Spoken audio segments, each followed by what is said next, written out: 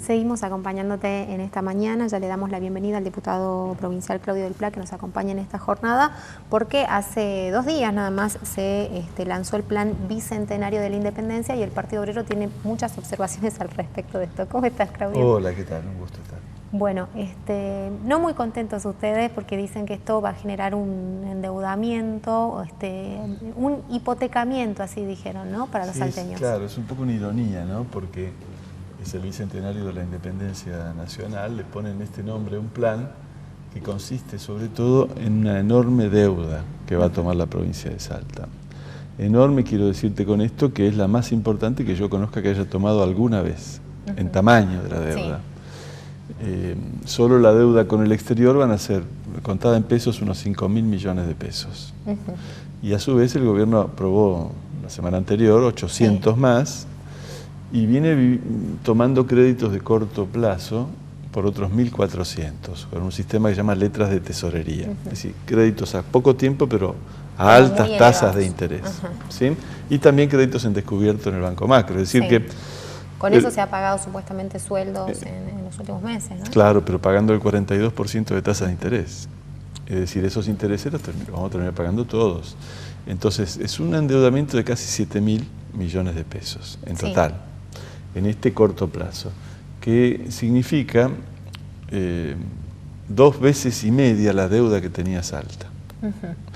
Es decir, más que duplicar la deuda que teníamos hasta ahora. El otro componente es que la mayor parte de esta deuda es en dólares. Es decir, que hasta ahora la provincia tenía una deuda que era mitad y mitad, mitad en pesos, mitad en dólares, y si había una devaluación de la moneda esto no afectaba gravemente. Pero ahora si vos estás con el 80 al 90% de deuda en dólares, mañana viene un gobierno como hizo Macri en enero de este año y decide, bueno, vamos a devaluar el 50%, quiere decir que es una deuda que automáticamente cuesta mucho más pagar porque hay que pagarla en dólares y el Estado recauda pesos. ¿Sí? Entonces vamos a estar muy expuestos a las crisis económicas y a la devaluación de la moneda. Es una deuda de un gran tamaño y además es muy cara. Es decir, se cobran intereses muy altos. ¿Qué pasa con el destino de esos fondos, ¿no? Porque también otra de las cuestiones, por ejemplo, lo que pasó con el Fondo de Reparación Histórica, ustedes puntualmente marcan de que no se concluyó la cantidad de obras que estaban dispuestas, ¿no? Porque supuestamente esto va a ir a distintos lugares, o sea, va a ir a la salud pública, va a tener que ver también con el tema de las personas que están privadas de libertad, o sea, supuestamente se estaría repartiendo ampliamente este dinero. Mira, hay varios para discutir. Primero, los antecedentes del gobierno, porque el último crédito que se tomó, que era la mitad de este tamaño, para que la gente tenga una idea, fue el llamado Fondo de Reparación Histórica, que también fue una deuda en dólares que todavía no se pagó. Claro. Es decir, de eso todavía debemos el 70%.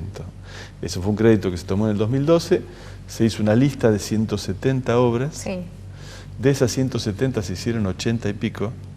Hay otras están concluidas. Que están concluidas. Después hay otras 80 más que están por la mitad, y hay 20 que nunca se iniciaron. Pero aquel dinero se lo gastaron todo, todo, no quedó un peso. Y se fue desvalorizando en una cuenta en el Banco Macro. El Banco Macro hizo un gran negocio con el crédito anterior.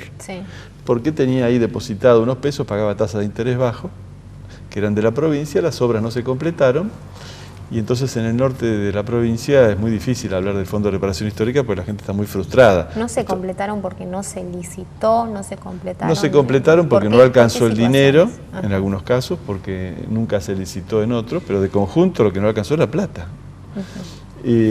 Porque la plata se desvalorizó, porque se demoró una enorme cantidad de tiempo en ejecutar las obras, porque se trajo esos dólares e inmediatamente todos los cambiaron a pesos. Y como las obras tienen un tiempo largo para ejecutarse naturalmente, esa plata se desvalorizó.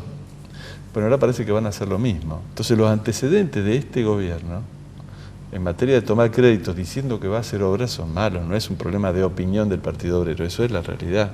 Esto es los números. Solo para completar las obras que faltan del Fondo de Reparación Histórica, las que hay que terminar y las que nunca empezaron, y no menos de 1.000 millones de pesos se van a ir en eso, de esta deuda que se va a tomar. Si es que, aunque no menciona La ley que nos mandan a la legislatura para discutir no dice si van a destinar dinero de este nuevo crédito para pagar las obras que no se terminaron, pero evidentemente tendrían que ser la prioridad. El tema, entonces es un crédito caro, es una hipoteca muy grande y que terminamos pagando todos, porque el Estado toma un crédito. ¿Y cómo lo paga la gente? Y lo paga con impuestos, lo paga cuando una provincia tiene una deuda muy grande, eso se descuenta de la coparticipación.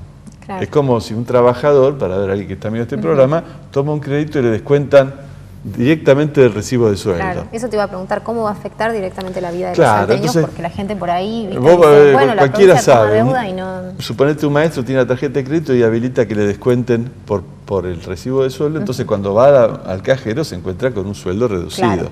Bueno, a la provincia también.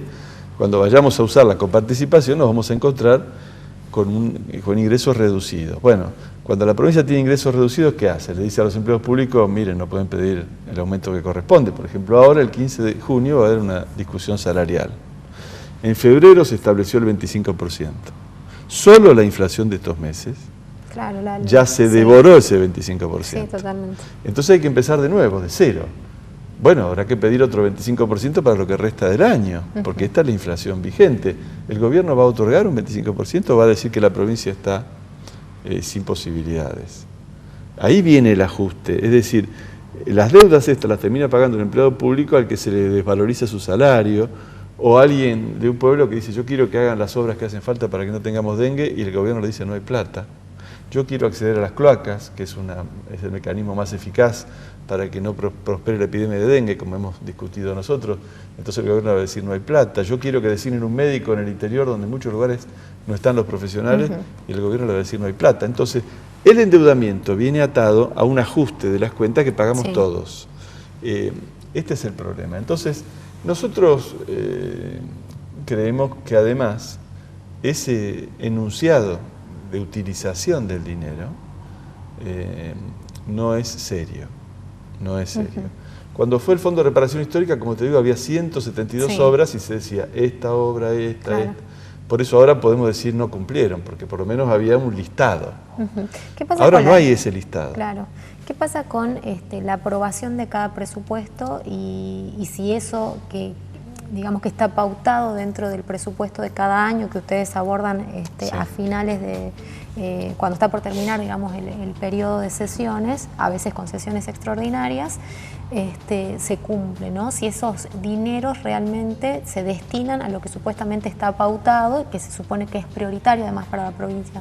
Y bueno, especialmente lo que en general no se termina cumpliendo es el plan de obras, justamente porque los sueldos hay que pagarlos. Claro. Y entonces es un gasto que no puede... Pero la obra pública siempre es la variable de ajuste.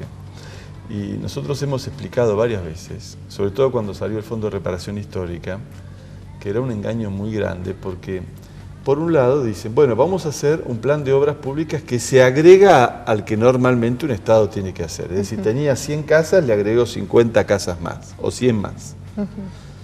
¿Qué ocurre? El gobierno toma un crédito para hacer 100 nuevas casas, pero no construye las otras 100 que tenía que construir. Entonces terminamos en el mismo lugar. Termina reduciendo el gasto normal y toma el crédito en nombre de hacer nuevas obras y finalmente ese crédito no va a hacer nuevas obras sino a financiar las que ya tenía contempladas. Entonces ahora Urtubey manda, acá tengo los proyectos de ley. Urtubey manda, dos. Claro, son dos. Urtubey los manda a la legislatura, lo vamos a tener que tratar la semana que viene para que se apruebe esto, y manda un listado de buenas intenciones, no un listado de obras. Acá tengo el listado, entonces dice, por ejemplo, abastecimiento, conducción y tendido de redes de agua. Bueno, está muy bien, pero ¿dónde, cómo, cuándo? Claro. Plantas potabilizadoras, ¿cuántas y dónde? Estaciones reductoras y redes de gas. Bueno, ¿dónde y cuándo? Es decir, esto es un genérico. Es un genérico. Claro, puntualmente no está expresada. No hay un plan de obras, salvo dos cosas que dicen la construcción del edificio para el Ministerio de Educación y un edificio para el Ministerio de Seguridad. Todo lo demás no es un listado de obras, sino el tipo de obras que harían, pero no establece ningún compromiso claro, ni cuántos millones van a gastar en agua, ni cuántos en esto, ni cuánto lo otro. La verdad es que esto es así. ¿Por qué? Porque el gobierno está desfinanciado. El gobierno nos llevó a una situación muy crítica. No es que es víctima. el gobierno se quedó sin recursos porque, por ejemplo, apoyaron la eliminación de las retenciones al campo, la eliminación de las retenciones a la minería, y entonces eso ha provocado un gran agujero en las finanzas. Por eso vivimos de prestado a fin de mes, ¿entendés? Claro. Tiene que ir al banco corriendo a sacar créditos en descubierto para pagar sueldos, porque ellos, los que gobiernan, Macri y Urtubey, han generado un gran déficit. Este endeudamiento, antes que nada, va a ir a parar a cubrir este déficit, no a hacer nuevas obras, a tapar esos agujeros de fondos que tienen. Entonces nosotros no podemos creer en las buenas intenciones que el gobierno proclama acá, porque los datos son de que el gobierno ha desfinanciado la provincia. Es decir, hay una política económica que ha beneficiado a algunos grupos muy poderosos que ahora pagan menos impuestos, pero esos impuestos que dejaron de pagar nos dejaron un agujero. El resto de la sociedad. Los asume el resto de la sociedad. También, si hay dos leyes, una es este endeudamiento en dólares, la otra es un crédito, mejor dicho, un arreglo con la Nación, para que la Nación devuelva una plata que nos debía. Bueno, ese crédito con la Nación, esa devolución, íntegramente va a tapar esos agujeros. Y además una parte, por lo menos, del crédito en dólares.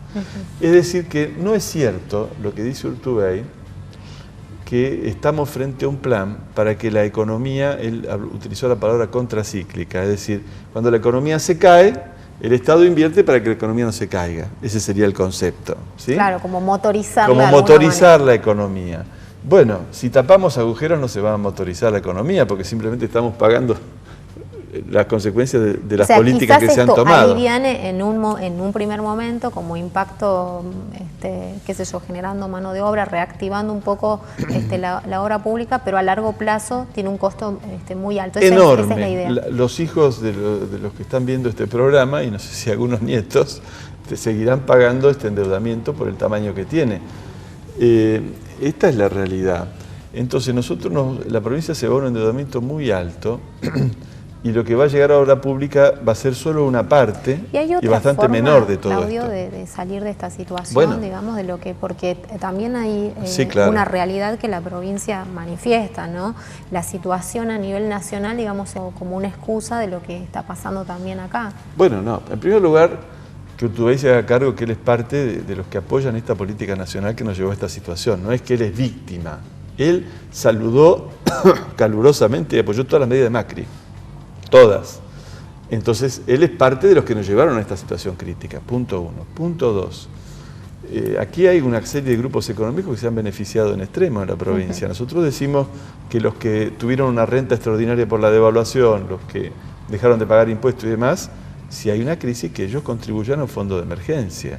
¿Por qué tiene que sangrar el pueblo trabajador que tiene salarios cada vez más devaluados, que no puede pagar hoy la tarifa del gas, que no puede pagar enormes tarifazos? ¿Qué control hay sobre la ejecución de obras, sobre el tema precios? Bueno, es muy poco, casi ninguno, porque es el sector donde con mayor discrecionalidad se maneja el gobierno. Entonces nosotros planteamos que la crisis no tiene que ser transferida al pueblo, y esta hipoteca es una manera de transferirlo al pueblo de la peor manera. Mira, es de un cinismo muy grande, y utilizo la palabra cínico para calificar al gobernador. Alguien dirá, ¿pero qué? ¿Por qué utiliza la palabra? ¿Por qué cinismo? Están diciendo de que vamos a celebrar el 2º aniversario de la independencia hipotecándonos con potencias extranjeras, colocando a jueces norteamericanos, porque eso dice también la ley, a jueces norteamericanos como Griesa, a decidir sobre los litigios que haya sobre la deuda, y a empeñar a la provincia de Salta por todos los próximos 2 mandatos de gobierno, por lo menos,